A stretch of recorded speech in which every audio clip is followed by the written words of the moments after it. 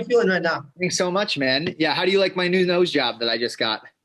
Hey, place to that WWE look. I think you jump in right now, you're right there. Yeah, man, dude. I had a great time, man. I'm really excited about the performance. I didn't get the, a submission or a TKO finish or anything like that, but it's my first time back in the cage in about a year and a half or so, and it's taken a little bit to get comfortable again. Got hit pretty hard in the nose, and I did what I needed to do to win, and I felt like I had a pretty dominant performance all 3 rounds, regardless. So. I'm happy I got back in there, and man, it was exciting, and I'm elated right now. I'm the happiest I've been all week, that's for sure. Now, you spoke about wanting to test yourself and really build yourself to that journey en route to that title. This one was your toughest test so far. Were you surprised by Matsushima's preparation at all? Oh, I wasn't surprised. Like I looked at him as a very tough fight from the onset. The guy's super explosive. He's got a really interesting style. He has an ability to wrestle along with some really interesting, striking that he brings to the table, like a very weird, like in and out kind of karate style. You saw that in the fight. Like he kind of like loaded up, stayed really low. And that's kind of the style that he plays. And it was interesting if he did a good job countering some of the grappling exchanges and getting away from some leg locks. And I felt like he did everything in there for the most part that I would have expected, and it was a great fight, and it was easily my toughest test yet. So, yeah, good stuff. Man, you were relentless with the takedowns. Once you got into the ground, you were able to dominate positionally. Matsushima, though, was really there with you with defense. Were you surprised at all that you weren't able to submit him in the first round? You got him real deep with the rear naked choke. Yeah, I was real close with the first submission attempt. There was at one point in time where I had the hand almost locked in behind because the hard thing about the gloves is like that second hand that comes through behind the head that you normally can easily get through in jiu-jitsu. So you have the one arm around the neck. And then this one in jiu-jitsu, for the most part, if this comes across the shoulder, I mean, this slides right behind the back of the head. With the gloves on, you have extra padding here, plus the extra padding on the opposite glove. So as you go to try to squeeze this behind somebody's head, it's kind of tough. That's why often you see like finishes where guys kind of like have the top of the head. But anybody that's experienced like Matsushima, like as soon as your hand slides to the top of the head, they just grab that hand and pull it down over your face. So he did a great job with hand control. It's a tough thing.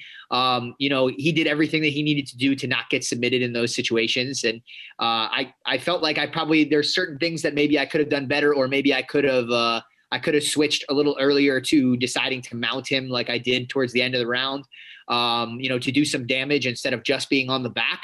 But again, still felt like I dominated, still felt like I had him under a lot of stress and threat. But as far as like, how he managed to defend submission attempts, he did a great job. I don't think surprise to me is the wrong word, because I thought he was going to be a very tough opponent. I didn't look at this fight thinking this is going to be some easy challenge and this guy wasn't good or anything like that. Like, he looked like a really challenging, knowledgeable opponent. So this is kind of what I expected. I expected a tough, hard fight. In the second round, Matsushima came out. Well, most of the beginnings of the round, he was able to use that movement and stay outside that karate movement that we were talking about, keeping that good range. But in the second round, once you got him down, you were able to get into the backpack position, trapped one of his arms with your hooks. How confident were you that you were going to finish that one when you got to that position? It's tricky again. So once I trap the arm, it makes it so that it's a little easier for me to access the neck, right? But the problem with trapping the arm is that it immediately makes it so that my level is a little bit higher than my opponent's level. Yeah. So when I go to try to finish the strangle, in certain ways, it's a little harder for me to thank you. It's a little harder for me to finish the strangle because his body is a little lower than mine. So when I go to lock, it just doesn't quite fit in correctly. The upside to that is if he pushes himself down low enough, I can go into back triangle sequences. In MMA, it's a little tricky. It's a little bit more slippery. So I was a little bit nervous to go transition to back triangles, thinking that he'd do a quick, twist and turn and maybe slip out. So I didn't really try to force him down. I was hoping maybe he'd bridge into me and I could switch back to the rear naked choke. He kind of played in that middle territory. He never pushed himself too far down, never really bridged far enough up where I could go to grab the rear naked. So, failure on my part, maybe to switch things up into different submission holds. But, at the end of the day too, this is a fight and, I got to do what I got to do to try to make sure that I maintain control of the guy and make sure that I win this fight. So I'm not really disappointed in my performance there. But yeah, it was when I had the arm trapped. It makes it easier in some ways and harder in some ways. Anybody that's played in that position, they would kind of know what I'm talking about. Absolutely. This one here is from Fight Game Asia. This question: what's the biggest takeaway in case you do meet Tan Lee next? Biggest takeaways: don't get kneed in my nose. That's anybody that's out there thinking like, yeah, getting kneed in their nose feels like it would be a good time. I'm just here to let you know that's not true. That would suck. I've experienced it. It's not good. No. As far as takeaways for the next fight, man, you know what the biggest thing is just like, I'm so happy that I got that fight in before I got to fight for the title. To be honest, I'm happy that I got another buffer between me and the title. I'm glad that, I got to have this fight so that I could get used to being back in the cage. So it's not that I necessarily experienced something in this fight that I'm like, oh man, I really gotta be careful like next fight or anything like that. It's more just like, oh, all right, that's what it feels like to fight with 4-ounce gloves again and have somebody knee me in the face while I'm on the ground, which is, legal in this organization and stuff. And like, just being ready for all that and experiencing it. It's just different than sparring. The same way that anything would be, like just doing the actual thing, experiencing that live opponent that's really trying to hurt you. I needed that again. So I'm just glad that I got that before I got that title run. Tan Lee's a very different opponent. He does have a little bit of a karate style, but the way he uses is very different. The type of combinations that he puts together is very different. He's a very different fighter. He's a little bit, I feel like a little bit sharper. So it's a different challenge, but I do think that, I do think that if Matsushima is any reflection of, what it would be like to be in there with Tan Lee, that I have some pretty good chances because I did very, very well in this fight against Matsushima. So this is a follow-up question from Fight Game Asia. Matsushima hit you with some good shots in there. You got caught a few times. Did he hurt you at all in the fight enough to cause alarm? Yeah, for sure. I definitely didn't like getting kneed in the nose. That sucked. I think it happened twice. I think I got two really good knees to the face, and both of those sucked. Made my nose even bigger and fatter than it already normally is. Yeah, I mean those are hard shots. I definitely got I was shook up from that. Those are probably in the actual cage, probably as hard as I've ever got hit. Like during sparring, there's been a couple times where I've probably got hit harder than that, but like in the actual cage, that was just about as bad as I've ever gotten hit. They were kind of just solo shots though. It's not like I got, teed off on for a whole round or anything like that. I still feel like I pretty much outstruck him for most of the fight anyway. But again, kudos to him. Those were tough shots and, he landed them well and he did what he needed to do. He was sharp. He was ready to go when I made my mistakes or when I paused or whenever I wasn't doing when I wasn't doing what I was supposed to be doing. He was right on top of me, ready to go, ready to do damage. And, he's a great fighter. He did his work, did a great job. Man, it was a great matchup. Both of you did amazing. This question's from John Brannigan. What does an ideal 2021 look like for Garry Tonon's MMA career? Oh man, ideal 2021 would be like winning both belts, getting the 55-pound and 70-pound title, so featherweight and lightweight title. That would be amazing. I don't know if that's possible within this year, depending upon what one championship has, in store or how often we're going to be able to fight, depending upon how, the Corona regulations go.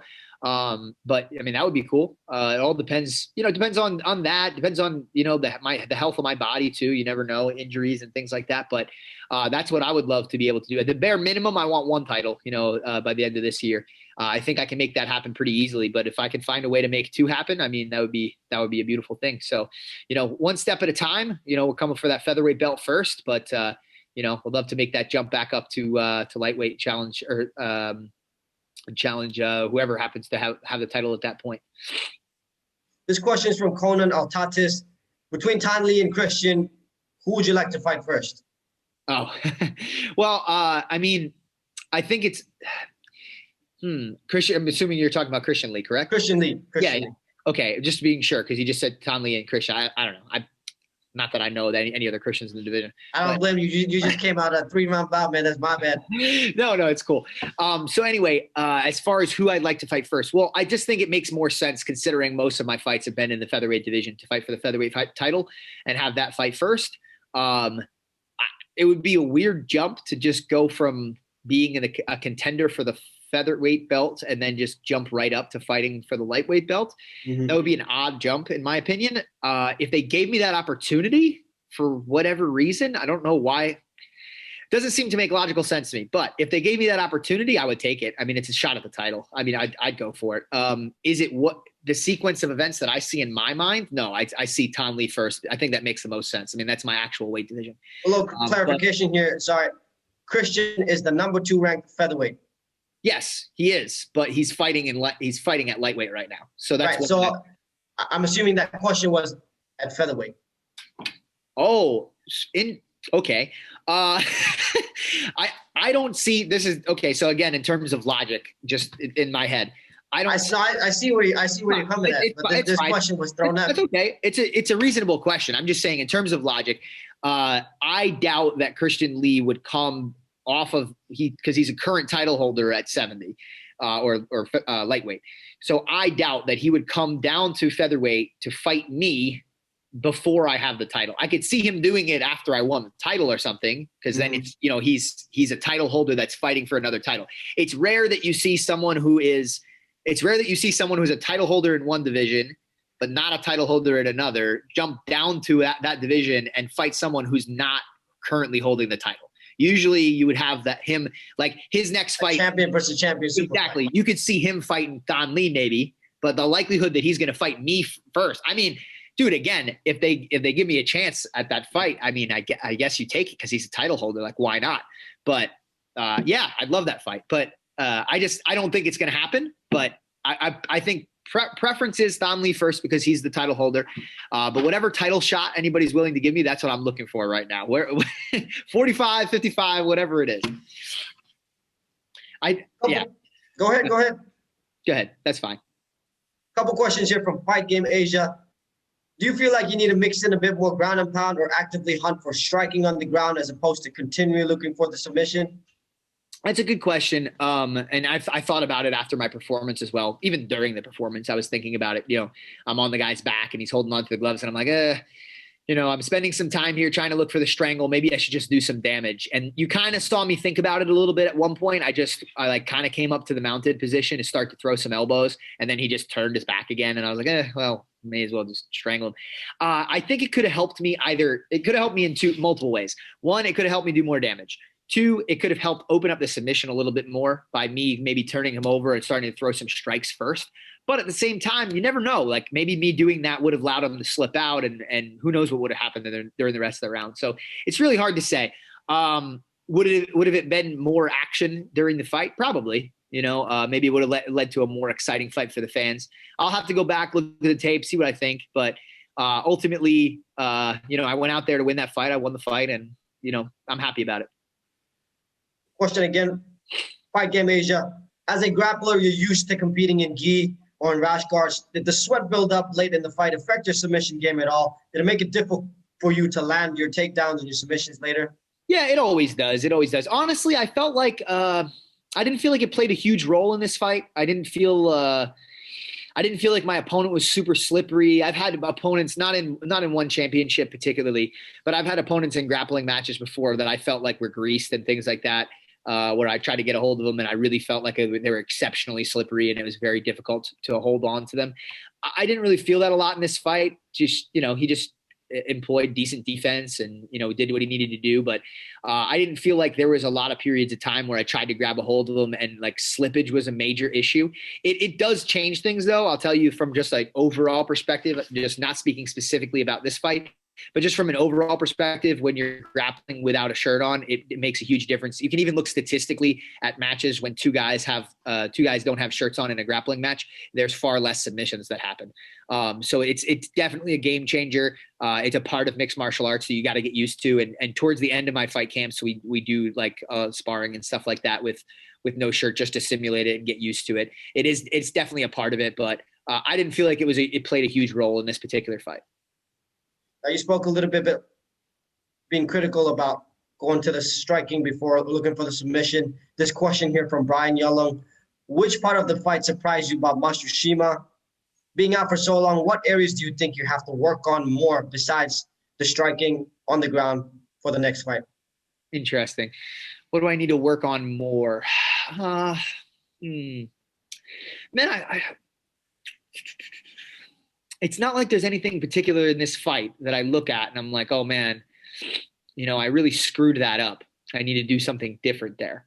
I didn't feel like that I made like crazy major mistakes. I'll have to go back and like really, really look at it to tell you for sure. I mean, it's one thing being in the middle of the fight. It's hard to get the full picture of exactly what happened because you're in it at the moment, right? So this might be a question that I'll better answer after I've watched the tape of me fighting to really be able to tell you for sure. I think the one place where I think maybe I could have done a little better, I had one leg entanglement situation where In the third round. Sorry? In the third round? Yeah. I had one leg entanglement situation where I probably could have followed up immediately after the leg entanglement situation and like either got on top or took the back or something. And I kind of like laid there. I probably could have chained that submission together with something a little bit better. Probably could have had a better answer at the very beginning of the fight when I had the initial guillotine as well. I think there was an opportunity there where he postured up. I was a little puzzled in my mind as to where I should go with that, as to whether or not I should continue to try to finish the guillotine and bring him to the ground that way, or try to like move to the back. And I opted to kind of try to move to the back and didn't really do it well. So maybe those are the two things that are sticking out to me right now as like kind of problems. Other than that, man, I felt pretty good, man. Overall, felt pretty good.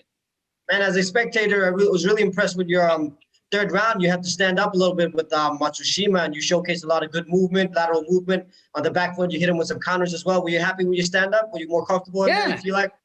Yeah, I felt really good. Like what that kind of showed me or I guess told me about myself is like, hey man, if you want to spend a round in a standing position and tag somebody as they're trying to come forward, you can do it. I kind of played the third round similar to the way he was trying to play the rest of the rounds. He was doing a lot of countering. Like it seemed like most of his game plan is like, all right, I'm going to wait for him to come forward and I'm going to try to counter. He was really trying to draw you in, it seemed like. Yeah. So third round, I did the same thing to him and I was very effective at it. Every time he came forward, I was tagging him with different shots and it showed me that I'm capable of doing that, which is, it's kind of a cool thing because I think it shows a lot of my development. I mean, it might not have been as exciting as people maybe wanted it to be, me getting a finish in the third round or anything like that. But I think it tells a lot about, how I'm developing as a fighter and that I just have these different skills because guys, most fighters do not have an ability to fight in different distances. Most fighters are good at kind of like one of those things. I mean, some of the greats, I would say like the greatest fighters probably have those bases covered a little bit better.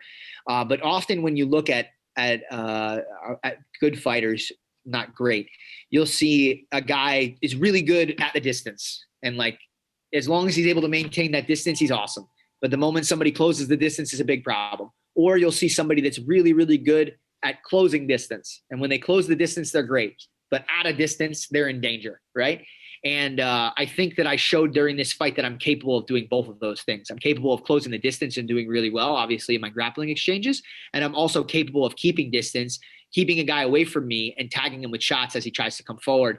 And being able to fight moving backwards and moving forwards is a really, really important skill to be great at fighting, I think. And to show that this early in my career, I think is a good thing. Man, speaking about that, one of the greatest to do that, great in all distances, Demetrius Johnson, who's also in the one championship. Absolute GOAT, being effective in all those distances, right? Yes. Question here: who's the toughest submission grappler you faced in your career that you think you could do well against in MMA? Okay, who's the toughest submission grappler I've faced in my career that I believe I'd be able to beat in MMA? Oh, all right. So there's a couple guys I can think of that stick out that are currently fighting in MMA that I think I would do very well with. I beat them, right? You said? Yep. Somebody I've beat before. Okay, so I was just beat like somebody you competed against that you think you could do well yet. Cool, because I was about to name Crone, but technically Crone beat me, so in the grappling match. But I believe in an MMA fight I'd be able to beat him. So Crone Gracie is one of them that sticks out to me. I recently fought grappled Davi Ramos. I believe I'd be able to beat him in MMA as well. trying to think some other guys, Dylan Dennis, AJ Agazarum. There's a bunch of guys out there that are fighting now that have grappling careers that I believe I'd be able to. I think as far as up and coming grapplers in MMA are concerned right now, I think I'd be able to beat pretty much anybody that I've grappled against in my career in a mixed martial arts contest. I'm trying to think if there's another one. Gilbert Burns is probably the most, I would say he's the most famous one that I've competed against in a jiu-jitsu match. Man, that would probably be a really tough MMA fight, but I believe I could beat him because he's very explosive. He hits really hard. So that would be like a really tough fight, but I believe I could beat him there as well. It's hard, man. You know, these guys are in different organizations. I hate making call outs to like guys that are in different organizations because it's like, you know, it's probably not going to happen. And then it's like, you know, all right, I'm talking shit, but like, you know, you can't really make it happen. So, you know, I'm not trying to, you know, bust anybody's chops or anything like that. You asked me a question. That's how I'm going to answer it. But, man, I'm very confident in myself. I think those guys are confident in themselves too. They'd probably answer the question the exact same way. So I don't think they'd expect anything less. That's granted. I got 2 more questions for you. One is that one championship is signing a lot of world champion caliber grapplers into one championship now. You're Yuri Simões, Marcus Buchecha. What's your stance on that? You excited and you're happy about more grapplers transitioning into mixed martial arts? Absolutely, man. I really love, you know, the progression of our sport and guys in our sport transitioning into mixed martial arts. Cause, you know, I think a lot of guys that like start doing jujitsu, like that's in the back of their mind. It was in the back of my mind when I started doing jujitsu. It's like, oh man, I really want to, you know, where does this all fit in the context of fighting? How am I going to use jujitsu in an actual fight? And like, you know, your students want to know those sorts of things because they're, you know, I teach, you know, guys jujitsu. So they want to know those sorts of things, you know, because they're interested in self-defense. And I think it's all very relevant. One thing that I will say about these guys that are transitioning into mixed martial arts, it's like I'm happy that they're doing it, but what I really want anybody that's trying to do that to do is just do their due diligence and like take it very seriously, you know? And I don't mean that in like a degrading way. I'm not saying that, like, I think anybody for the most part that fights takes it seriously, but what I mean by that is like really do your homework. Like if you're going to get out here and fight, like don't just go, oh man, I'm really good at jiu-jitsu. I'm going to hit the pads a little bit, you know, here and there. I'm going to go to a boxing coach and then I'm going to get out there and fight. Man, are you going to win some fights? I'm sure you will, but dude, you can do so much better than that. Like look at some of the guys that have integrated grappling into mixed martial arts and try to learn from those guys and really study them. Because what I don't like to see is I don't like to see guys try to transition from jiu-jitsu and clearly they don't understand the integration and the difference between using jiu-jitsu in a fight and using jiu-jitsu just in a pure jiu-jitsu match. And, you know, I hate to see somebody who has all the talent, all of the potential to be great in mixed martial arts just come out here and not show it because they haven't filled in those gaps. They haven't learned how to integrate their skills and they just kind of expected like, oh, well, I'm great at jiu-jitsu and I'm going to learn like a little bit of, you know, punching the bag and punching the mitts and, you know, I'm going to do okay out there. You know, it's so much more than that. Like spend some time learning how to shoot box, spend some time learning how to fence wrestle, like do your homework and you're going to have so much better of a chance out here. It's so much better of a time and so much longer of a career. And that's what I want from these guys, but I'm excited to have more grapplers, you know, in MMA overall. That's the easy answer to your question. Now you've had a long night. We got one more question for you. No problem. Thank you so much for your time. No worries. This one's from Nick of South China Morning Post. Can you explain your promo after the fight? Yeah, I can. So I'm a big fan. This is a like kind of older movie and like older little like short story tale that was told. But Beowulf was a cool little story that I read when I was a kid in school. And then they made a movie out of it, which is a little different than what was actually like written down. But anyway, that was like one of the quotes. I don't know if it's also I'm assuming it's in both the book and the movie, but I just thought it was like a really cool quote. So I was like, yeah, this sounds like a great thing to say after a fight. So I just tossed that in there. And then obviously the call out at the end, I just wanted to call out Don Lee because I want that title. But I thought it was a cool thing to toss that Beowulf quote in there. I think it's just like a really exciting, like badass thing to say. So. Man, I'd have to agree with you. Thank you so much for your time, man. Congratulations again on that victory. And hopefully the next fight will be the one against Todd Lee. All right, let's do it.